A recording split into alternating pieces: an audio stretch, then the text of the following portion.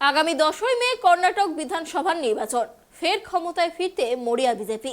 কংগ্রেসও হাত গুটিয়ে বসে নেই। বিধানসভা ভোটকে ঘিরে কর্ণাটকের পরিস্থিতি উত্তপ্ত হয়ে উঠেছে। বিজেপি এবং কংগ্রেস উভয়ই ধীরে ধীরে নিজেদের রণনীতি সাজাতে ব্যস্ত। এরই মাঝে আগামী 9 এপ্রিল কর্ণাটকে হতে চলেছে রাহুল গান্ধীর সত্যমেব জয়তে অনুষ্ঠান। এখন এই প্রোগ্রামটি বড় হয়ে উঠেছে কারণ প্রধানমন্ত্রী নরেন্দ্র মোদীও একই দিনে কর্ণাটক সফরে আসছেন।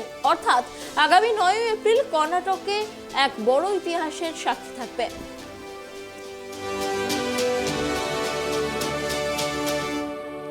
আগামী 10ই মে কর্ণাটকে বিধানসভা নির্বাচন, ফের ক্ষমতায় ফিরতে মরিয়া হয়ে উঠেছে বিজেপি।